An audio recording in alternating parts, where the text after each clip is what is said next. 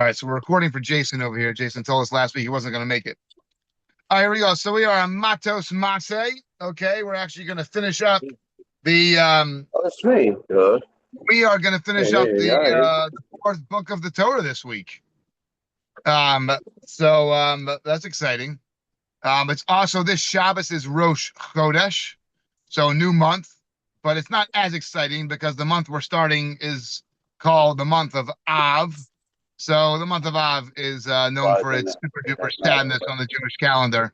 So we're gonna go ahead and not be as excited about that one. Still? Gonna fight flies? Yeah. We keep my food. I can't no bug it. Oh, I lost the group. Got just 1 second over here. Can you do that? Okay, so that's what we have going on with the Torah, with the two Torah portions and Rosh Chodesh, and we start what we call the 9 days. The 9 days where we step up our level of mourning over the course of the 3-week period that we find ourselves in. Okay, so Torah portions are very long. Both of them are on the longer side. Mattos literally means tribes or heads of the tribes. The Rashi and Mattos, the heads of the tribes. And it talks about the first topic is one of my favorite topics in the entire Torah. Have I ever said that before? Just wondering. Yeah, okay. And the second one is called Maasei, which actually goes through the different journeys of the Jewish people, the Jewish nation's journeying that they went on. And very interesting to see, the names of the different areas they travel from, which talk about different experiences that the Jewish people went through. So I thought maybe we could talk about two different topics today that jump out at me. And obviously there's many more because they're two big portions. So the first one that jumps out at me is really the first topic of the Torah portion. It opens up talking about the world of vows and oaths that we take. A neder, we call it a neder, or a nedava. And it talks about a person making a neder and how it works with nullifying it. But what I always find tremendous, and I was just telling this to one of my kids this week, in Judaism, the word that we use for speaking is dibor, is vayedaber, which means to speak, which actually shares the exact same root word as the word we would use for thing. Davar is a thing. What I find so tremendous about that is that when we speak, it's not just that we're saying words. Our words are things. Our words are realities. When we speak, we are creating things. And we know that to be true once we stop to think about it. We know that, our words have the ability to build, right? Or God forbid, to destroy. We hope, at least it used to be, that people's words actually meant something. And unfortunately, word does not mean anything anymore in the world that we live in. I'm not sure you guys could tell me more from a business standpoint. I don't know anybody who would say, oh, I'm going to take your verbal agreement, right? Obviously has no legal binding of verbal agreement. I'm not even sure if a recording necessarily halachically would not necessarily would have basis. I don't know how it works within the world of the legal world. If in our judicial system, if you have a recording, I know on all the TV shows to make a recording sound like it means something. I don't know from a business standpoint, you make a deal with somebody, say, oh, I'll give you a verbal agreement that I'm going to buy this or that I'm going to do this. I don't think it's binding. And all contract is binding if you have a recording of it. Really? So if you have a recording of an oral contract, then it will work. A verbal contract. Yes. You have to have a recording that comes with it. Not all of us are recording our meetings, right? Or our phone calls, unfortunately. Right. It's interesting. I was talking to a financial advisor recently, so I asked him. I said, what about I was looking for something small on the side just to make life a little easier, or just to start putting some money aside for my dear daughter who's a senior and always threatens that she's going to get married soon. So senior in high school, guys, in case you want to know. But so that's one of her favorite threats. So The financial advisor was like, I'm not sure I can advise any of those side gig types of things. Anything you hear people say, whatever it is, you got to find a way to figure out if it's true, because people just don't. People, it's all talk. Talk is cheap. And the Torah says, sorry, word is not cheap. Talk is not cheap. So much so in Judaism, when you make a vow, when you promise to do something, we've talked about this in the past. When you make a promise to do something, you have created a mitzvah. You create a mitzvah. Your words create a reality. When we promise to give a donation to something, or we promise to do something for somebody else, if you use those words, potentially you are biblically bound to that. And if you fail to do so, it would seem that you probably have a biblical obligation to bring an offering, which, when the temple would come, that would be on the long list of offerings we'd have to bring. It's a reality. When we talk, it means something, right? So it's a good lesson to be intentional when we talk, right? It's a good lesson to mean it when we say it. It's a good lesson to stop for a few seconds and think before we say something. And because it's, on and on and on, right? So it's opening topic. Opening topic is when you say something, it's not simple to nullify the words that you've expressed. It's complicated. So much so, the person vows to do something nowadays, they make a promise to do something, you might actually have to get together in order to get yourself out of that obligation. You might, depends on the situation, but you most probably would have to stand in front of 3 people and say what your vow was, express how you're sorry that you made it, or some factor you didn't know about when you made the vow. And only then would they be able to nullify it for you. That's how real it is. If a person says, I had this, my family for years, we had a certain stringency within the world of kosher that we were keeping. And then we moved to a different community. This was a while ago. We moved to a different community. And in order to keep that particular stringency would have been very, very challenging for us, both practically and monetarily. It would have been very challenging. So I had to go ahead because it was something that my family had vowed upon, or I had done it as part of my life. It was part of my life. So it was like automatically became like a mitzvah that I accepted on myself. I had to go in front of the rabbi. I had to express my situation, and I had to have it nullified. It's realities. It's real. It's a real thing. And forget the world out there. For ourselves, if we could get ourselves into that place, right, of understanding that when we say something, it means something. It's real, right? If we get ourselves there, our lives just take on a whole nother level of meaning and purpose, because what we're doing is a big deal. And everything that we say can make a difference and does make a difference. We can build, we can destroy. We've talked about in the past how the language, when we talk about a fire, the language that's used is lashon, like the tongues of fire, right? I think it's we use the same word in English, right? The flames as they come up, they're called tongues, right? Why is that so? Because our tongues are fire. We can absolutely, right, destroy, burn somebody, and the long-lasting impact of that. We have no therapists, official therapists on here tonight, but I study with, I learn with some therapists. I've been some therapists myself. I obviously have done plenty of talking with people over the years. Phew, the amount of damage that's done by the power of the speech is unbelievable. So scary, but it's also so tremendous. I complimented, one of my kids. I love him so much. He's so amazing and he's awesome and fantastic.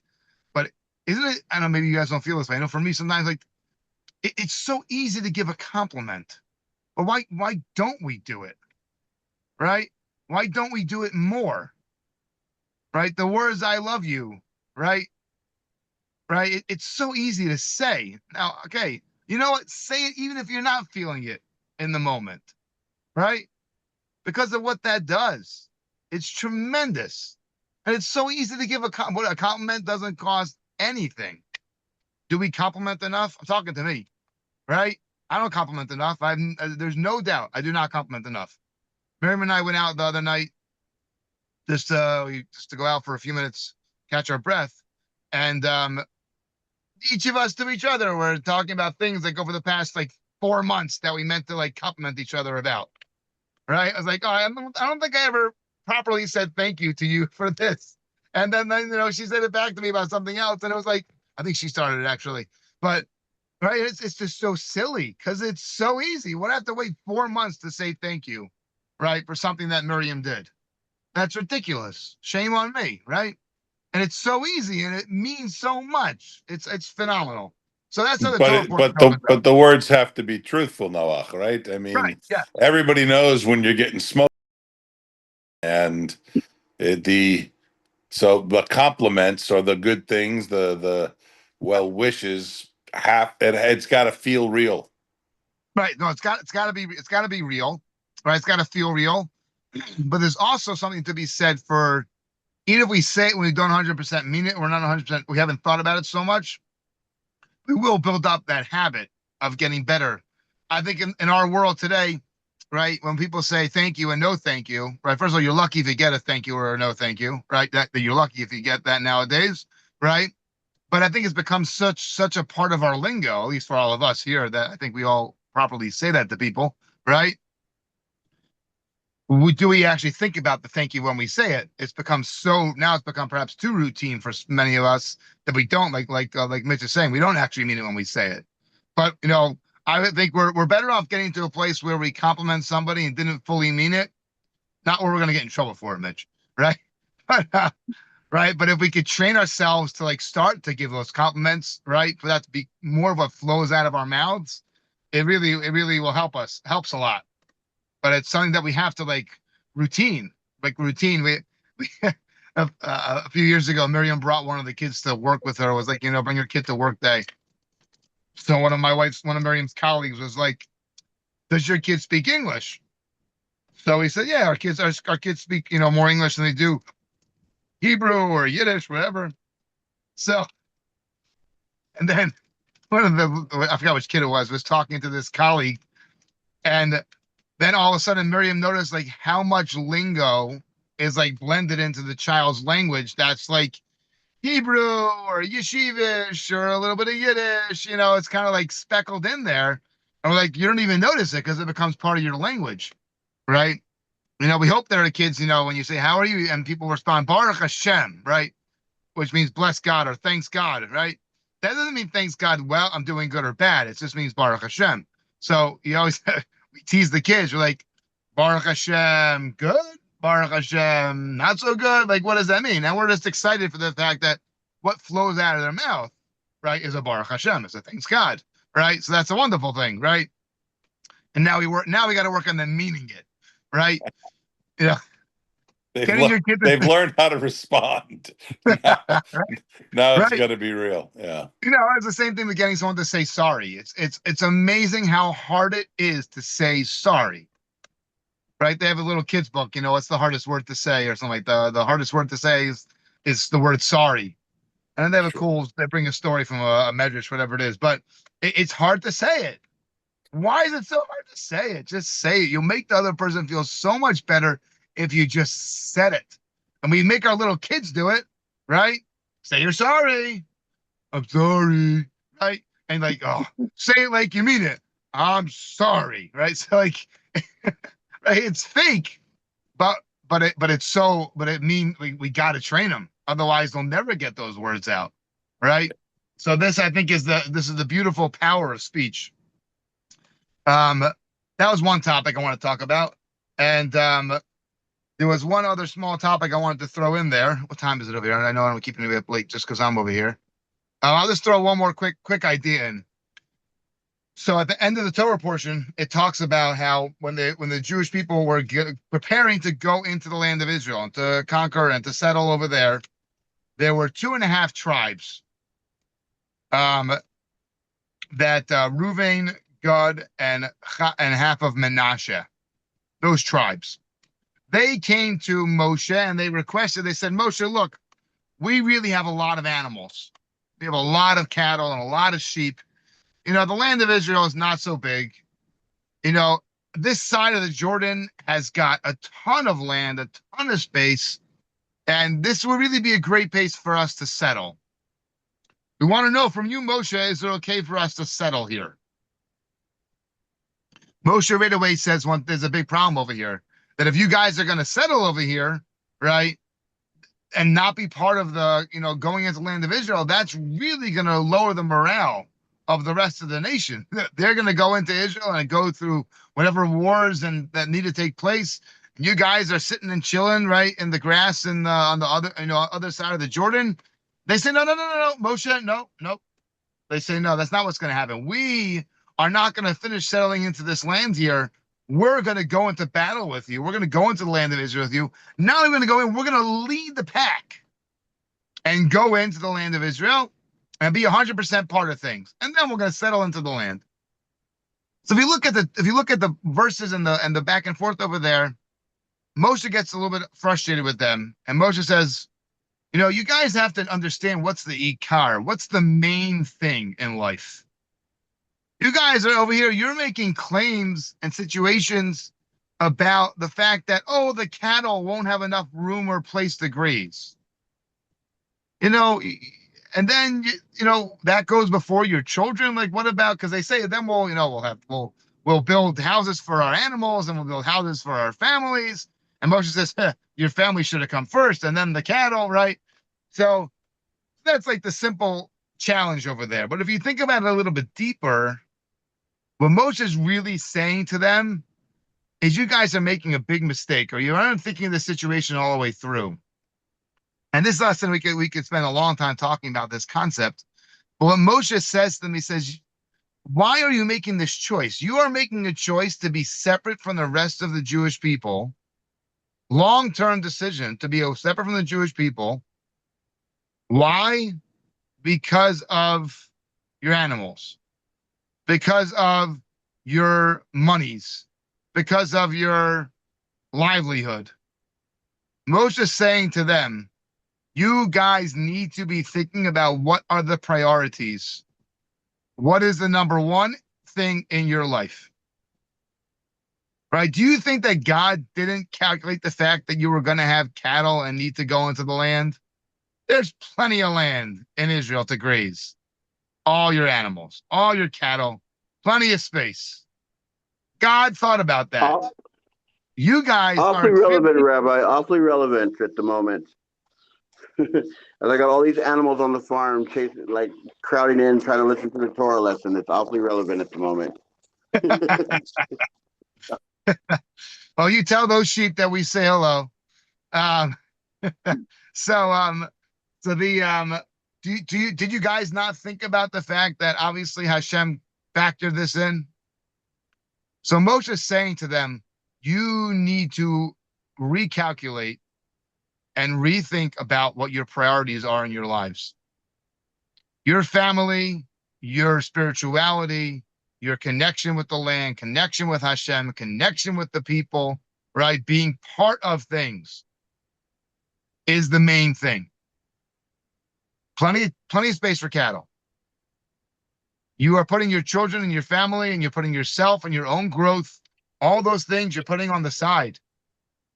You're not thinking of that as number one. And we all do this in so many ways. We make choices, right? Based off of our jobs, based off of, do we want to have a this or a vacation? I'm sure I've shared this before. I'll share it one more time just because we'll probably end with this because we could talk about this for a long time. Somebody asked me, I won't say what city it's been in because I've been in a few cities over the years. Somebody asked me once, Rabbi, how do you handle doing this kosher lifestyle thing? Or kosher meat in particular. It's so stinking expensive. Between that and the holidays and how do you do it? It's so expensive. So I said to this person, I happen to know how much money you spent on the last Super Bowl that you went to. And he said, that's not fair. I said, yes, it is. You spent somewhere in the $6,000 to $8,000 range for the Super Bowl that you wanted to go to. That's very nice. And I'm glad you had a great time. And I'm glad you got to go. How much extra does it cost me over the course of a year to do the kosher meat thing, or to do the extra money I spend on the sukkah and the extra money I spend on, all those things that are part of my Jewish journey, right? It's, leave Hebrew day school out of it, right? But the same thing, anyone paying for private school, it's, that's right. So leaving that kind of part out of it, when it comes to my, I'm going to put down $1,500 to $2,000 for my kids' film coming up, right? It's going to happen. But that's something that he's going to use the rest of his life, right? It's about what are the things that I decide to say are going to be the priority in my life, or what I want for my family, what I want for my kids, what's going to help me be the best version of me, help them be the best version of them, right? And so on and so forth, right? Okay, so I'm making a choice. If you're willing to spend money on the things that you feel are really important to you in life, the main thing in your life, whatever football team that was that they spent all that money on for the Super Bowl, right? So you think that's the main thing? Okay, so you spend your money there, and I spend my money here, is what I told this fellow. So I think this was what Moshe.